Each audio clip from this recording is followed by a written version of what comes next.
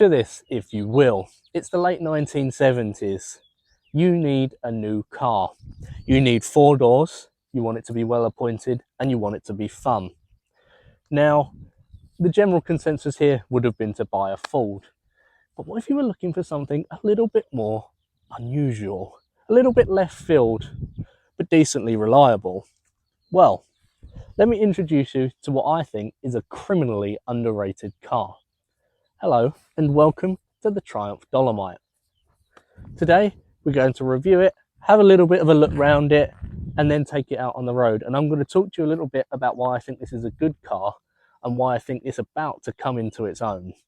Now see, as much as the general consensus is that British Leyland only ever went on strike and built cars very poorly, they were actually very innovative automakers, and the Dolomite brought forward a lot of industry firsts and a lot of automotive innovations. The Dolomite, produced from 1972 until 1980, was a nice quality successor to the Triumph Toledo. It had a few different engine changes throughout its time and model designations, but everyone knows and remembers the Dolomite Sprint. But I think the one behind me is a better bet. Yes, it's this all-important badge here that I think makes all the difference with this Dolomite. What is 1850HL and why do I think it's so important? Well, it comes down to a couple of things. The 1850, that's fairly self-explanatory. It relates to the beating heart of the Dolomite, the 1854cc slant 4 engine. However, the HL, or high level, designates the trim model, and that means this is a rather well-appointed car indeed. The HL brought forward some lovely high-level amenities for the Dolomite buyer, including some delightfully plush reclining seats, which look the part in this very period brown, as well as an individual clock and rev counter, and a few other touches here and there. It's comfortable, it's well laid out, and the fit and finish is very good. Certainly, I know people like to talk down about the build quality of British Leyland cars, but in my time with the Dolomite, I've had no complaints. A glance behind the hinged bonnet shows the beating heart of the 1850HL.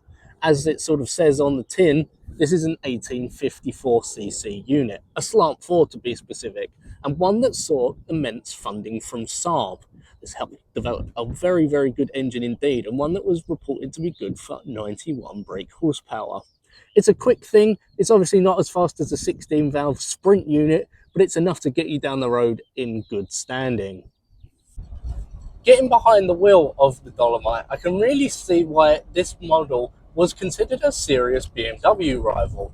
It's incredibly comfortable with these HL specs reclining seats.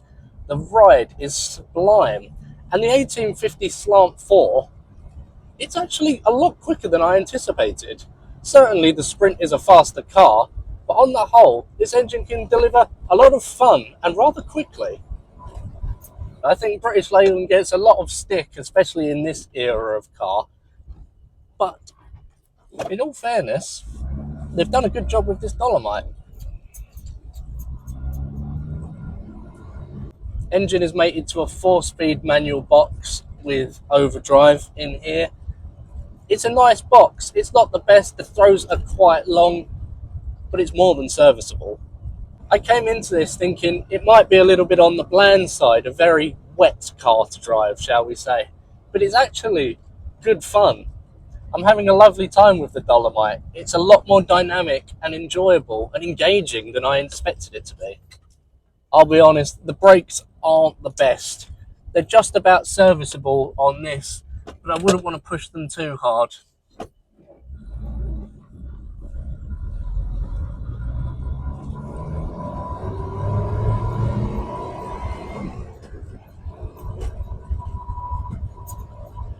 I can't get over how comfortable it is in here. These seats are excellent. I feel like I've just been swallowed up.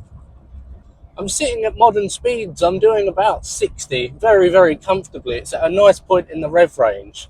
This is a car you could very, very comfortably use every day, and it would be more than capable of holding its own against modern traffic. At lower speeds, steering does feel a little bit lighter, but I can't say I'm complaining about that too much. There is a little bit of a vagueness to it, but at the end of the day, this is a car from 1980. We can't expect it to be particularly sharp.